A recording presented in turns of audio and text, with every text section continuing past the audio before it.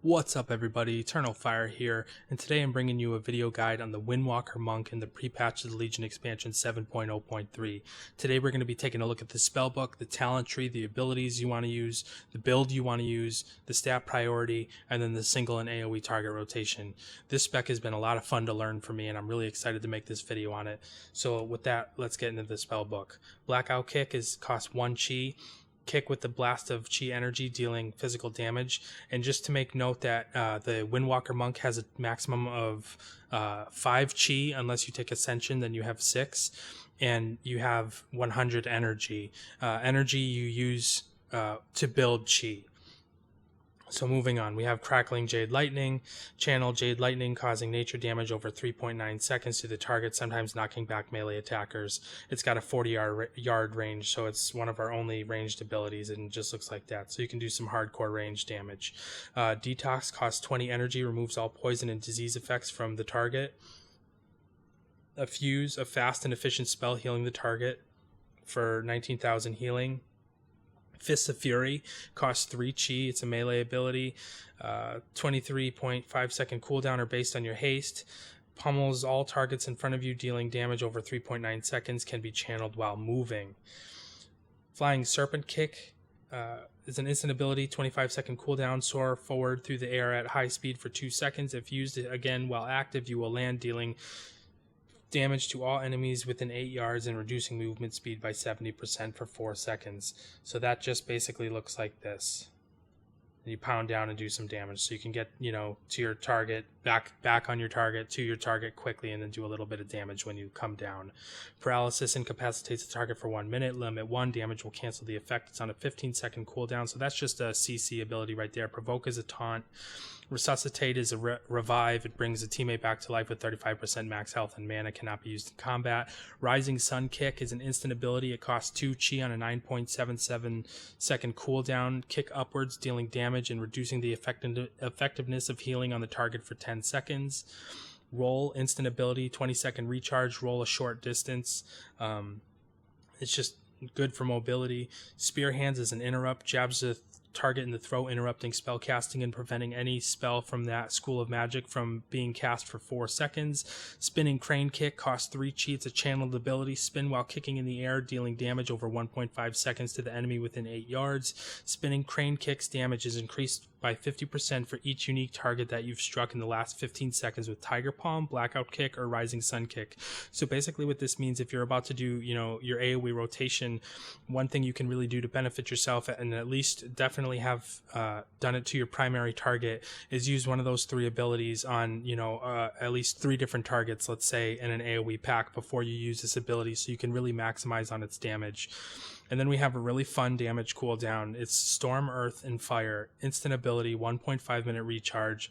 You have 2 charges of this, split into 3 elementals for 15 seconds. Each spirit dealing 45% of normal damage and healing.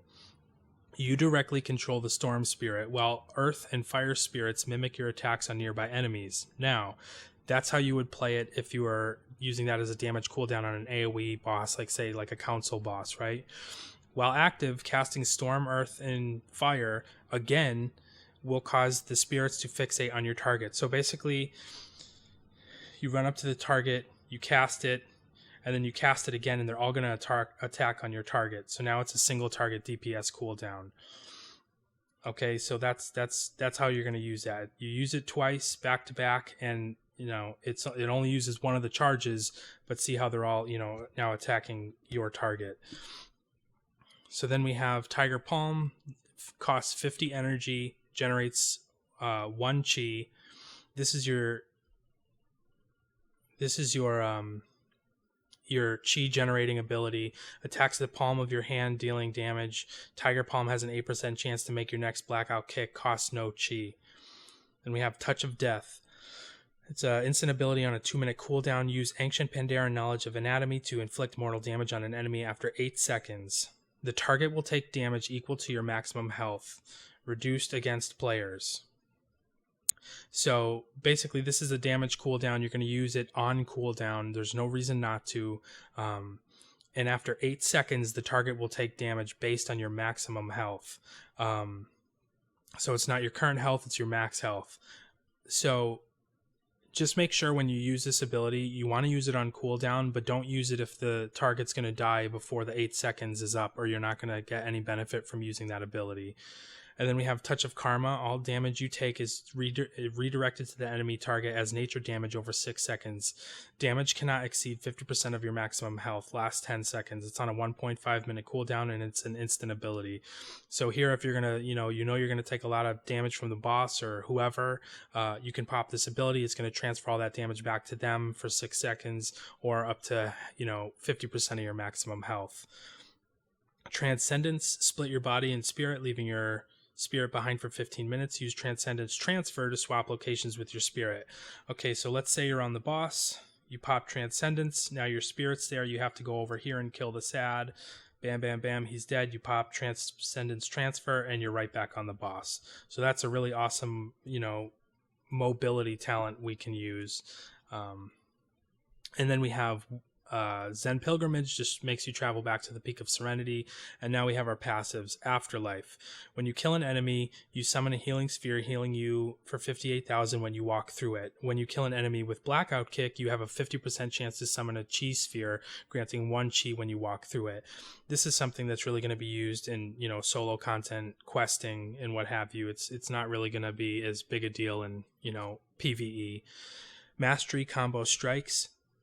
Your abilities deal 27% more damage when they are not a repeat of the previous ability. So basically, the more mastery you have, and when you don't use the same ability more than once in a row, you're going to benefit from your mastery. You're going to do more damage. So you never want to use Tiger Palm twice in a row. You never want to use Blackout Kick twice in a row. You always want to pick a different ability to use every time. So you can use Tiger Palm, Fist of Fury, Rising Sun Kick, Blackout Kick, Tiger Palm, but never Tiger Palm, Tiger Palm. You know what I mean? So, it's really cool because I feel like it makes the spec unique. So with that said, the stat priority you want to use for your Windwalker Monk is going to be Agility, Crit, Mastery, Agility, Mastery, Crit, and then Haste. And then Windwalking, you and your allies within 10 yards have 10% increased movement speed. With that, let's get into the talents. First, we have Eye of the Tiger. It's a passive talent. Tiger Palm also applies Eye of the Tiger, dealing nature damage to the enemy and healing to the monk over 8 seconds. So it passively does some damage and passively does some healing. So I like that ability a lot. And then you have another good competitor. It's Chi Burst. It's a 40-yard range on a 30-second cooldown, hurls a torrent of Chi energy up to 40 yards forward, dealing nature damage to all enemies, and 20 healing to the monk and all allies in its path. So it's a heal for your allies and you, and it does damage, but you gotta line it up so you make sure things are in its path. I liked Eye of the Tiger. It's just a little bit easier to use right now. I preferred it while I was learning how to use this class for the video. And then we have Tiger's Lust. It's a 20-yard range, 30-second cooldown, instant ability, increases a friendly target's movement speed by 70% for 6 seconds and removes all roots and snares. So it breaks you out of some crowd control effects, and also you can put it on yourself or a teammate and they run faster for 6 seconds. Then we have Energizing Elixir, and we talked about Ascension. It increases your maximum Chi by 1 and your energy regeneration by 10%. I prefer Energizing Elixir. Instant ability, 1 minute cooldown. Chug an Energizing Elixir, refilling all your energy and Chi. So where I've been using this talent is right at the beginning of the fight. It's only a 1 minute cooldown, so you will be able to use it, a few times during a raid encounter. But I've been using it at the beginning because instead of, on the opener, instead of having to build your Chi with your Tiger Palm to get enough Chi to use Rising Kick and Fist of Fury, and then, we'll talk about the rotation more, you just instantly have it. So you pop that, you pop your cooldowns, and you can go on with your rotation. There's no building Chi. If you guys have different ideas on that or, different strategies, please let me know in the comments. It would be really appreciated. And then in the next tier, we have Leg Sweep. It's an instant ability, 45-second cooldown, knocks down all enemies within 5 yards, stunning them for 5 seconds. So that's a really nice AoE stun, and it's only on a 45-second cooldown. And then in the next tier, we have Healing Elixir, Diffuse Magic, and Dampen Harm. All of these have uses, based on the encounter you're facing. Your general go-to is going to be Healing Elixir. It's an instant ability. It has 2 charges. It's a 30-second recharge. Drink a Healing Elixir, healing you for 15% of your maximum health. Healing Elixir will also automatically trigger if you drop below 35% health, and a charge is available. So that's really nice. Again, that's going to be your go-to, but then we also have uses for these two as well. Diffuse Magic, instant ability, 2-minute cooldown, reduces magic damage you take by 60% for 6 seconds, and transfers all currently active harmful magical effects on you back to their original caster if possible. So most likely in raid encounters, this will not be an option, but in questing and dungeons, that could be really, really helpful. Dampen Harm, instant ability, 2-minute cooldown, reduces all damage you take by 30% from the next 3 attacks that damage you for 15% or more of your maximum health, castable while stunned. So this is a really good, it can be used as a very good survivability if you're taking physical damage, or magic damage. You have to make the decision again once, lastly, the Healing Elixir should be your go-to. Then we have Rushing Jade Wind in hit combo. Rushing Jade Wind is the talent you want to take if you're planning on doing a lot of AoE damage. It costs 1 chi on a 5.86 second cooldown or based on your haste. Summons a whirling tornado around you, causing damage over 5.9 seconds to enemies within 8 yards. And then Hit Combo is our talent of choice here for single target DPS. It's a passive ability. Each successive attack that triggers combo strikes, your mastery, in a row grants 2% increased damage, stacking up to 8 times. So that just really makes, ensuring that you are not using the same ability more than once essential, because you want to have that 8 stacks up at all times. And you don't want that 8 stacks to fall off because you made the mistake of hitting Blackout Kick, 2 times in a row, and now you have to build up to 8 stacks, and you're going to lose a lot of overall damage if you do that. So that's a really cool ability. And then lastly, we have Whirling Dragon Punch. It's an instant ability on a 23.5 second cooldown or based on your haste. Performs a devastating whirling upward strike, dealing damage to all nearby enemies. Only usable while Fist of Fury and Rising Sun Kick are on cooldown.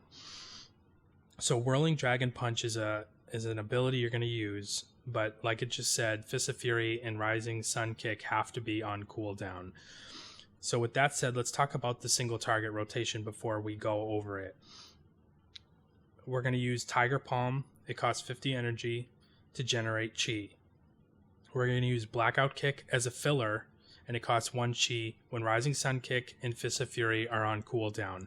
Otherwise, you're going to want to use your Rising Sun Kick and Fist of Fury and save enough chi to always have those, as soon as they come off cooldown, you're using those abilities.